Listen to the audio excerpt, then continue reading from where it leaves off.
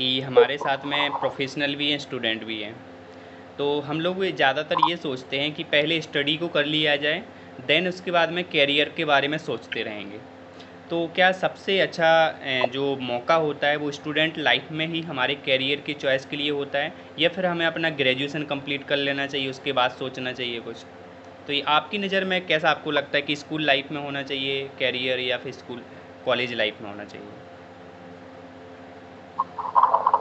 अगर बात करें हम लोग पहले के टाइम की, तो उस समय ऐसे मेंटेलिटी थी लोगों की कि अगर कोई बच्चा अपने पेरेंट्स से पूछने भी चाहता था कि मैं क्या करूँ लाइफ में, तो उसके पेरेंट्स ये समझा देते थे कि पहले ग्रेजुएशन कर लो, फिर जो करना होगा कर लेना। बिल्कुल। लेकिन अगर बात करें अभी के सिचुएशन की, तो जो नजारा है, सिनेरियो है, पूरी तरह से चेंज हो चुका है। क्योंकि अब स्टूडेंट जिस भी फील्ड में जाना चाहते हैं उन्हें पहले से पता होना चाहिए। क्योंकि अगर पहले से पता होगा तो वो उस चीज के लिए शुरू से तैयारी करेंगे, उसके लिए प्रिपरेशन करेंगे, अपना माइंडसेट करेंगे। क्योंकि हम सब देख रहे हैं कि कंपटीशन बहुत ही ज्यादा बढ़ रहा है। बिल्कुल। तो जो भी लोग इसे कम एज से स्टार्ट करेंगे वो उनके लिए उतना ज्यादा बेनिफिशियल होगा, क्योंकि उतना ज्यादा टाइम मिल जाता है उन सारी चीजों को करने का, सब कुछ समझने का। और इनफैक्ट अगर मान लीजिए कोई बच्चा बिजनेस ही खड़ा करना चाहता है और उसे बचपन में पता हो, आई मीन कि अगर वो 10th में है, 11th में, और उसे पता है कि मुझे बिजनेस करना है, तो वो कहीं ना कहीं बिजनेस वाले माइंडसेट से चलेगा। कहीं ना कहीं वो कोशिश करेगा कि वो बिजनेस कैसे सीखे, और जहां भी वैसी चीजें मिलेंगी वो उसे एब्जॉर्ब करने की कोशिश करेगा। और अगर वही दूसरी साइड हम लेते हैं कि जिसे पता ही नहीं कि हमें करना क्या है, तो वो आगे चल के क्या ही करेगा, मतलब कि उसका एक्सपीरियंस जीरो होगा। और इसी के साथ मैं एक छोटा सा अपनी लाइफ का इंसिडेंट शेयर करना चाहती हूँ श्योर। कि जब, जैसे कि हम सभी सेम इन्वायरमेंट में है, तो वही मेरे साथ भी हुआ। मैं अपने पेरेंट्स से पूछ रही थी कि मुझे क्या करना है आगे चल के, तो मेरे पापा ने मुझे बोला कि डाटा साइंटिस्ट करना है। तो धीरे धीरे मेरे दिमाग में आया कि मुझे भी डाटा साइंटिस्ट करना है, और उसके लिए मैंने पूरी कोशिश की। 10th के बाद 11th 12th मैंने पूरी कोशिश की, और मेरा माइंडसेट ऐसा बना हुआ था कि मुझे बीटेक करना है। जैसे ही मेरा 12th कंप्लीट हुआ, 12th मैंने बहुत अच्छे से किया, बहुत अच्छे मार्क्स से कंप्लीट भी किया। फिर मेरे माइंड में ऐसा चल रहा था कि हाँ बीटेक करना है, बीटेक करना है। लेकिन जैसे कि हम सभी जानते हैं कि बीटेक का जो उसका प्राइस है, मतलब कि अगर हम बीटेक करना भी चाहे और अच्छे कॉलेज से करना चाहे, तो मिनिमम 9 to 10 लाख लगने ही लगते श्योर। हैं। तो हम लोगों ने सोचा कि वो पैसे भी हम लोग अरेंज कर लेंगे, और फिर मैं बीटेक करने के लिए कहीं बाहर चले जाऊंगी। पर अचानक से ऐसा हुआ कि एग्जैक्ट उसी टाइम पे मेरी मम्मी का तबीयत बहुत ही ज्यादा खराब हो गया, और फिर उसी वजह से मैं बाहर नहीं निकल पाई। तो कहीं ना कहीं जो मैंने सोचा कि यहीं से रह के कुछ कर लेते हैं, मुझे करना तो डेटा साइंटिस्ट है। अब कोई भी हम इसका जरिया ले सकते हैं, तो फिर मैंने सोचा कि मैं बीसीए करूंगी। और उसके बाद मैंने आसपास के कॉलेज में बीसीए में एडमिशन ले लिया। तो वहां पे मुझे पता चला कि अगर मैं अच्छे से बीसीए करती हूँ तो कहीं ना कहीं यहाँ से भी मैं डेटा साइंटिस्ट बन जाऊंगी। और उसके बाद मैंने मन लगा के पढ़ाई करना स्टार्ट कर दिया, क्योंकि मुझे पता था कि मुझे डेटा साइंटिस्ट ही बनना और कोई ऑप्शन नहीं है मेरा। राइट। मैंने डेटा साइंटिस्ट के लिए बहुत ही अच्छे से पढ़ाई किया। फिर धीरे धीरे फैमिली प्रॉब्लम इतनी ज्यादा आ गई कि फिर मेरा पढ़ाई भी कंटिन्यू नहीं हो पाया अच्छी तरीके से। तो धीरे धीरे फिर मैं इस फील्ड में आ गई, क्योंकि ये जो काम था ये मैं घर रह के कर सकती थी, साथ ही अपने फैमिली को देख भी सकती थी, और उसके बाद भी मैं इस काम को कर सकती थी। अगर मुझे ज्यादा काम करना हो तो मैं ज्यादा स्टडी कर सकती हूँ, रात का वक्त मेरा होता है मैं उससे काम कर सकती हूँ। तो धीरे धीरे मेरा बदलाव इस तरफ होते गया।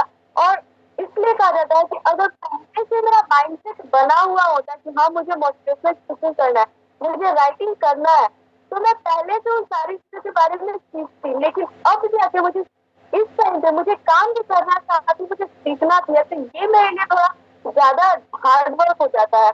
तो अगर मुझे पहले से पता होता कि मुझे इसी फील्ड में जाना है, मुझे यही करना है, तो मैं पहले से इस चीज के लिए प्रिपेयर रहती। राइट। और मैं बताना चाहती हूँ, जब मैं अप्रॉक्स 7 8 क्लास में थी, तब से मुझे लिखना बहुत पसंद था, और तब से ही मैं लिखना शुरू मैंने कर दिया था। मैं पोएट्री, स्टोरी, सारी चीजें तब से ही लिखती थी। लेकिन मुझे पता नहीं था कि इन सारी चीजों को लिख के स्टोर किया जाता है, फिर हम किसी और तक भी सारी चीजों को पहुंचा सकते हैं।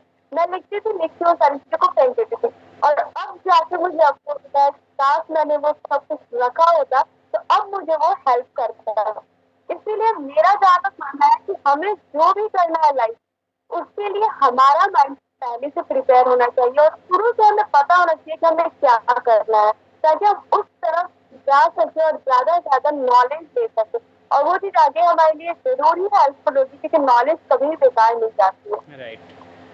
बहुत बढ़िया मैम आपने एक्सप्लेन किया है। और आपसे हमें सबको ये लर्निंग्स मिलती है कि बहुत बार ना हम पेरेंट्स के कहने पर या फ्रेंड्स के या रिलेटिव के कहने पर अपने करियर को चूज़ कर लेते हैं, लेकिन बाद में फिर वो हम धीरे धीरे जानते हैं कि ये मेरा इंटरेस्ट नहीं है और मुझे कुछ और ही करना है। तो जब वो हम स्टार्ट करते हैं तो उसके लिए हमें बहुत ज़्यादा मेहनत करनी पड़ती है, क्योंकि जब वो टाइम ज़्यादा ले चुके होते हैं। सेम कंडीशन मेरी भी थी। पहले मेरा माइंडसेट कुछ और था और फिर बाद में माइंडसेट कुछ और रहा।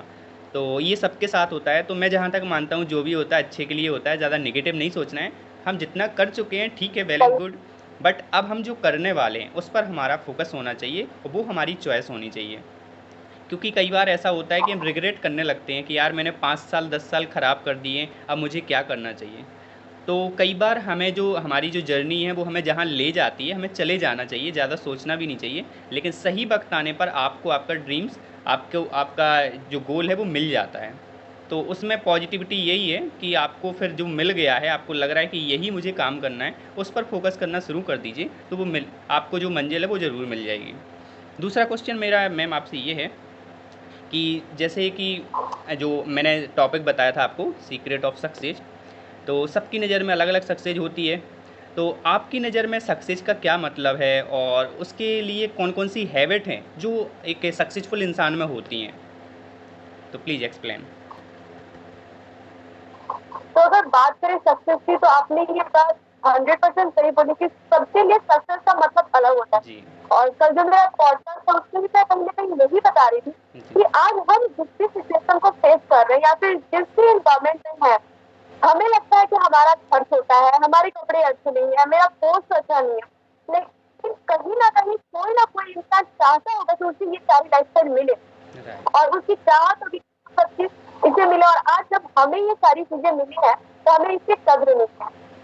एक नहीं कि हमें लाइफ में अच्छा करना है, बड़ा करना है, हमारा गोल बड़ा होना चाहिए, लेकिन साथ ही हमें ऐसा नहीं सोचना चाहिए कि जो भी प्रेजेंट में हमें गॉड ने दिया, हमें लाइफ में दिया है, उसकी हमें कद्र ही ना हो। हमें इस चीज की भी कद्र हो, साथ ही साथ हमें आगे के लिए फ्यूचर प्लानिंग भी करनी है। तो ये बात तो सही है कि सबके लिए सक्सेस सफलता अलग अलग रहता है, जैसे कि कोई कुछ और चाहता है, कोई कुछ और चाहता है, लेकिन जो उसका रोड मैप है, जो उसका रास्ता है, वो तो सबके लिए सेम ही है। सेम ही सबको हार्डवर्क करना है, कंसिस्टेंट रहना है, और जो भी चीजें स्किल्स चाहिए, लर्निंग चाहिए, सब कुछ सबके लिए सेम है। बशर्ते ये है कि सबका गोल अलग है, सब कुछ चाहिए कुछ और, लेकिन रास्ता तो वही है कि हमें उन्हीं सारी चीजों को फॉलो करना है, उसी रास्ते पे चल के उस चीज को पाना है। राइट। और जैसा कि हम सभी जानते हैं कि इन सारी चीजों में बहुत सारी चीजें शामिल होती हैं कि हमें क्या क्या चाहिए। तो मैंने एक छोटा सा प्रोग्राम बनाया है इसके लिए, और मैं लास्ट में ये चेक करना चाहती हूँ, क्योंकि हम जहाँ पे आए हैं इसका मतलब हमें ये जानना है कि हम सफल हो रहे हैं कि नहीं। और कहीं ना कहीं जितने भी आज अटेंडेंस है वो ये जानते हैं कि अगर हमें सफलता चाहिए तो हमें हार्डवर्क करना है।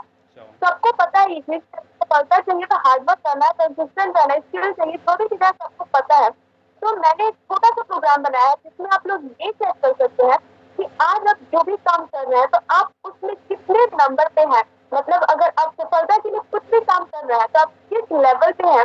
तो जो प्रोग्राम का एंड होने वाला होगा, सर आप 10 मिनट पहले मुझे इन्फॉर्म कीजिएगा, मैं ये थोड़ा सा चेक करना चाहती हूँ। Sure sure. ओके। सो दूसरा मेरा क्वेश्चन आपसे ये है कि जैसे कोई भी इंसान अपनी गोल के लिए काम कर रहा है और उसमें डाउनफॉल तो आएंगे, प्रॉब्लम भी आएंगी, और हम वहीं पर ही गिव अप करते हैं। जैसे ही हमें पेन होने लगता है हम वहीं पर गिव अप कर देते हैं।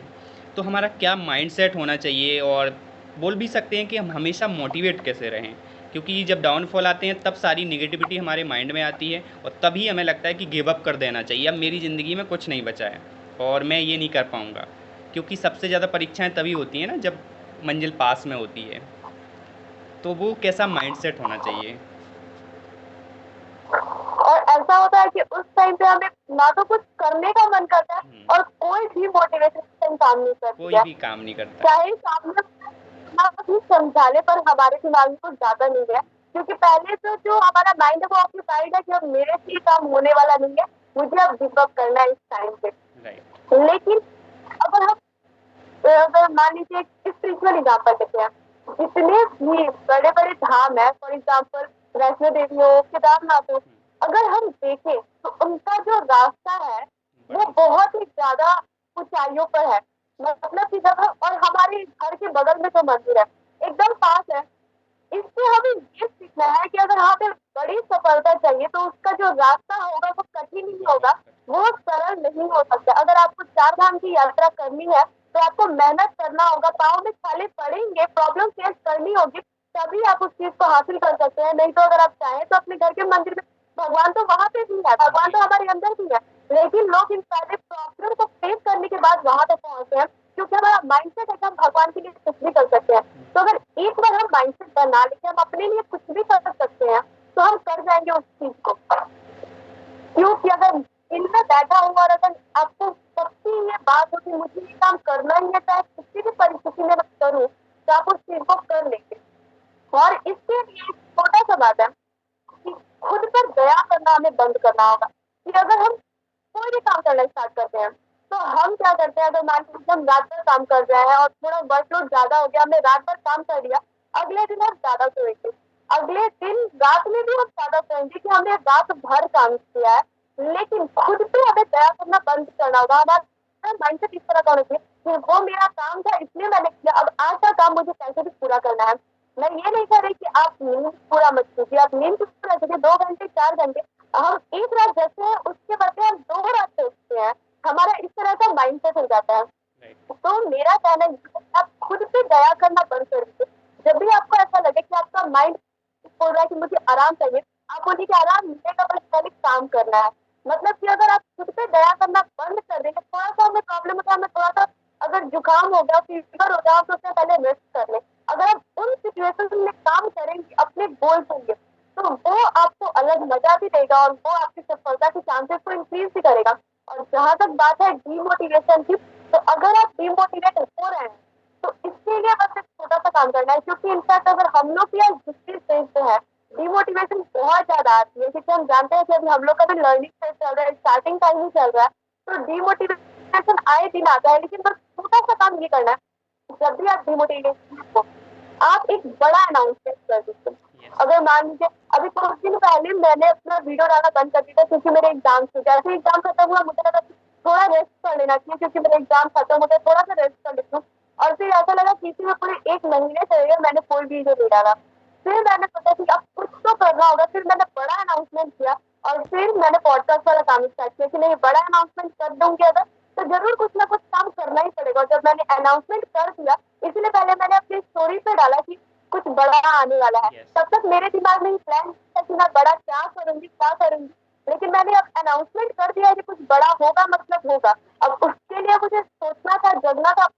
मैंने बहुत मेहनत की क्योंकि मेरा पहला पॉडकास्ट था, बताने वाला भी कोई नहीं था, क्या कैसे पब्लिश करते हैं। मैंने यूट्यूब से सीखा, बहुत ज्यादा मेहनत करने के बाद कल जाके वो पॉडकास्ट रिलीज हुआ। और मेरा ये बताने का बस इतना मकसद है कि अगर आप डिमोटिवेशन में है, कोई भी बड़ा अनाउंसमेंट करती है, तो जब आप अनाउंसमेंट कर देंगे तो वो सेल्फ रिस्पेक्ट की बात आ जाती है, फिर आप वो कैसे भी कर लेंगे। और जब आप बड़ा काम कर देंगे तो इंटरेस्ट आना फिर से स्टार्ट हो जाएगा, तो आप एक्सीलेंट फिर से पॉइंट। काम करने लगे। एक्सीलेंट। मैंने आपकी यहाँ पे 3 चीज़ें नोटिस की हैं और जो मैं थोड़ा सा एक्सप्लेन करना चाहता हूँ। आपने पहले बोला है कि कोई भी मंजिल जो होती है उसका रास्ता कठिन होता है तो उसकी वैल्यू होती है। अगर हमारे घर के एब्सोल्युटली। बगल में, जैसे आपने एक एग्जांपल दिया, घर के बगल में मंदिर जो होता है ना, हम सोचते हैं घर के बगल में क्या जाना है, कभी नहीं जाते हैं। मंदिर में भगवान वही हैं। और एक आपने एग्जांपल दिया कि पहाड़ों पर वैष्णो देवी हैं, हमें उनकी ज़्यादा वैल्यू है, बल्कि भगवान सेम है। लेकिन वैल्यू क्यों है? क्योंकि उनका रास्ता कठिन, उनकी जर्नी जो है वो ज़्यादा कठिन है। तो वैसे ही हम उसको अपनी लाइफ में भी उतार सकते हैं कि अगर आपका रास्ता कठिन है, आपकी मंजिल के लिए रास्ता कठिन है, तो आपको आपकी मंजिल की वैल्यू रहेगी। तो पहली चीज़ तो सीखने की ये है, यहाँ पर हमें एक एग्जाम्पल मिला है कि अगर आपका रास्ता कठिन है, आपकी मंजिल का, आपकी जर्नी कठिन है, तो समझ जाइए कि आपकी मंजिल बहुत सुंदर है। दूसरी बात, आपने बोला है कि जो बोलते हैं ना कि कई बार हम काम करते हैं, ज़्यादा काम कर लेते हैं, तो हमें ये लगता है कि अपनी बॉडी को ना थोड़ा सा दया आ जाती है कि रेस्ट करना चाहिए।